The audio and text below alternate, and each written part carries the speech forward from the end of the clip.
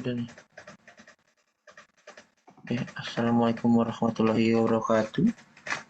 Perkenalkan, nama saya Saran Olivaria. Saya dari mahasiswa Tata Tulis Ilmiah. Di sini eh, saya akan menjelaskan tentang proposal saya, yaitu berjudul pengembangan aplikasi mobile pendeteksi kesehatan mental menggunakan metode forward chaining. Di sini ada pendahuluan, yaitu berisi tentang latar belakang.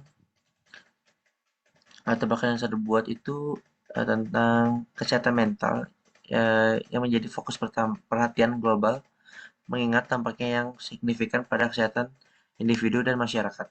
Menurut data Organisasi Kesehatan Dunia WHO, lebih dari 450 juta orang di seluruh dunia mengalami masalah kesehatan mental, dan prevalensi gangguan mental terus meningkat. Dalam konteks ini, penyakit-penyakit seperti depresi, skizo, kecemasan, dan bipolar menjadi tantangan serius yang memerlukan perhatian khusus. Eh, melalui penelitian ini diharapkan dapat tercipta solusi inovatif yang dapat memberikan kontribusi signifikan dalam penanganan masalah kesehatan mental. Dengan menggunakan metode forward chaining, diharapkan aplikasi mobile yang dikembangkan dapat memberikan hasil deteksi yang lebih akurat dan memperdayakan individu untuk mengelola kesehatan mental mereka secara lebih efektif. Dan kedua adalah rumusan masalah. Meskipun kesadaran akan pentingnya kesehatan mental telah meningkat, masih terdapat beberapa permasalahan yang perlu saya atasi. Yang pertama itu adalah, apakah metode forward chaining dapat digunakan efektif dalam membangun sistem deteksi dini gejala penyakit mental pada aplikasi mobile? Dan yang kedua, bagaimana keterbatasan aksesibilitas dan efektivitas dalam deteksi dini gangguan mental dapat diatasi melalui pengembangan aplikasi mobile berbasis kecerdasan buatan. Dan yang ketiga ada objektif. Satu, eh, mengembangkan aplikasi mobile untuk deteksi dini gejala penyakit mental berbasis metode forward chaining. Yang kedua, menerapkan metode forward chaining dalam membangun model pengetahuan yang adaptif dalam untuk deteksi dini. Dan yang ketiga, mengevaluasi akurasi dan efektivitas aplikasi dalam mendeteksi gejala penyakit kesehatan mental. Dan yang keempat itu ada hipotesa aplikasi, yaitu aplikasi mobile yang dikembangkan mampu memberikan deteksi dini gejala penyakit mental dengan akurasi yang tinggi dan dapat memberikan rekomendasi intervensi yang relevan. Dan yang kelima ada ruang lingkup, yang pengembangan aplikasi mobile pada platform iOS dan Android. Dan kedua, implementasi metode forward chaining dalam membangun model pengetahuan adaptif.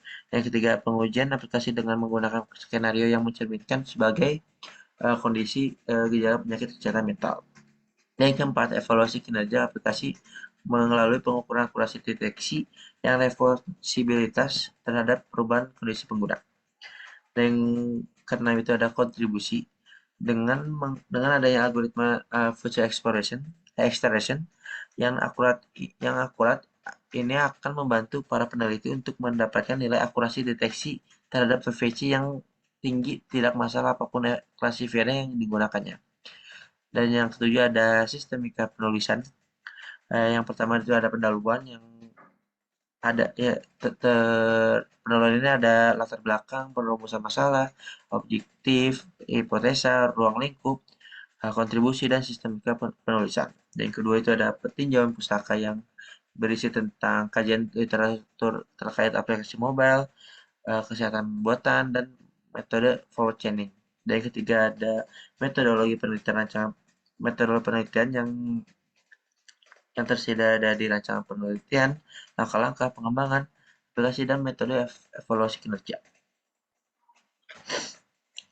Bab 2 itu tentang kajian pustaka. Aplikasi mobile dalam deteksi kesehatan mental. Yang pertama itu ada aplikasi mobile dalam deteksi kesehatan mental. Kesehatan mental menjadi perhatian utama dalam masyarakat modern, di mana stres, tekanan hidup, dan tantangan sehari-hari dapat berdampak negatif pada kesejahteraan psikologis individu. Aplikasi mobile telah muncul sebagai solusi inovatif untuk mendukung kesehatan mental. Eh, Penelitian ini distudi oleh Lakson di tahun 2011 menunjukkan bahwa aplikasi mobile dapat memberikan akses mudah, cepat, dan anonim untuk dukungan kesehatan mental, meningkatkan keterlibatan pengguna dalam memantau dan mengelola kesehatan mental mereka. Dan yang kedua ada metode forward chaining dalam sistem deteksi kesehatan mental. Forward chaining merupakan metode inferensi digunakan dalam kecerdasan buatan yang mengambil keputusan berdasarkan informasi yang diperoleh secara berurutan. Dalam konteks deteksi kesehatan mental, forward chaining dapat digunakan untuk membangun model pengetahuan yang dinamis berdasarkan gejala dan perilaku pengguna. Eh, Tertulis di penelitian oleh Davis dan King di tahun 1997 menunjukkan bahwa forward chaining efektif digunakan dalam sistem pakar untuk menganalisis dan menginterferensikan informasi yang berkembang seiring waktu yang relevan dalam konteks pendeteksian dini gangguan mental. Dan yang ketiga ada evaluasi kinerja aplikasi pendeteksi kesehatan mental. Penting untuk mengevaluasi kinerja aplikasi pendeteksi kesehatan mental untuk memastikan keakuratan dan keefektivitasnya. Peneliti oleh Miller di tahun 2020 menekankan pentingnya penggunaan metode evaluasi yang holistik, termasuk pengukuran akurasi deteksi, keputusan pengguna, dan dampak positif pada kesehatan mental pengguna. Dan yang keempat, ada aplikasi mobile berbasis forward chaining untuk kesehatan mental. Sejumlah penelitian telah menggabungkan aplikasi mobile dengan metode forward chaining dalam deteksi dini gangguan mental. Misalnya, penelitian oleh Smith di tahun 2015 mengembangkan aplikasi mobile menggunakan forward chaining untuk memahami pola perilaku pengguna dan memberikan rekomendasi intervensi kesehatan mental. Hasil penelitian tersebut menunjukkan peningkatan signifikan dalam deteksi dini gejala depresi dan kecemasan. Selanjutnya di bab 3 yaitu di metodologi dan perancangan sistem.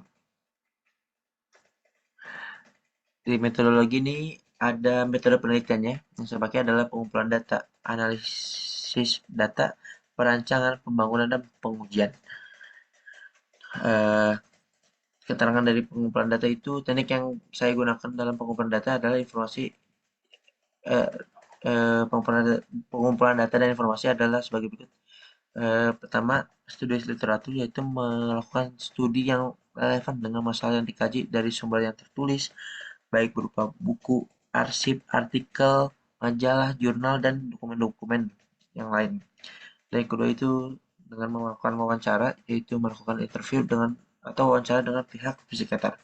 Dan yang ketiga itu ada survei, yaitu melakukan survei online atau menemukan teman yang mengalami gangguan gangguan kesehatan mental. Dan yang kedua itu analisa. Mahasiswa merupakan salah satu kelompok masyarakat yang mudah mengalami gangguan mental, yaitu yang lebih tepatnya penyakitnya adalah stres. Pengembangan tahapan kehidupan dari masa remaja hingga dewasa merupakan salah satu faktor alasan mengapa siswa itu mudah mengalami gangguan mental stres. Biasanya setelah mengalami penyakit stres karena suatu hal yang dilebih-lebihkan. Dan yang ketiga itu ada perancangan. Perancangan ini, tahap ini akan menunjukkan daftar jenis dari gangguan mental. Tentunya gangguan-gangguan mental yang berada di daftar mempunyai beberapa jeda penggunanya nanti akan memiliki gejala apa saja yang mereka alami. Untuk mendapatkan hasil diagnosa, sistem memerlukan rules dan aturan. Seperti ini flowchart-nya. Kita masukkan dulu gejalanya apa, terus nanti diproses diagnosanya seperti apa nanti ya. Terus dicek dulu aturan apa yang sudah diproses di diagnosa. Bisa tidak sesuai, berarti mahasiswa tidak mengalami gangguan kesehatan mental. Tapi jika sesuai dengan aturan yang berlaku, maka maka akan muncul hasil diagnosanya di sini, dan hasil diagnosa ini akan diberikan ke mahasiswa yang mengalami kesehatan mental. Uh, Metode ini akan diimplementasikan pada halaman kuesioner di aplikasi mobile.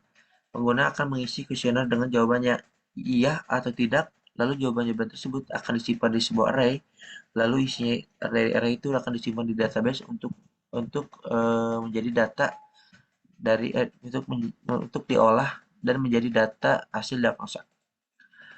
Nah, dan biasanya itu penyakit kesehatan mental itu ada 4. Yang pertama itu ada depresi, skizo, kecemasan, dan bipolar. Terus dan keempat ada pembangunan. Di tahap implementasi yaitu pembuatan aplikasi berdasarkan dari kebutuhan sistem, desain antarmuka, dan desain basis data. Tahap implementasi dilakukan dengan cara perkodingan. Dan kelima ada pengujian. Tahap terakhir sebelum aplikasi digunakan yaitu tahap pengujian. Pada tahap ini sistem informasi yang telah dibuat, diuji apakah memenuhi setiap kebutuhan sistem atau tidak. Sekian dari saya. Apabila ada kata-kata yang kurang berkenan di semuanya, saya mohon maaf yang sebesar-besarnya. Saya akhiri. Assalamualaikum warahmatullahi wabarakatuh.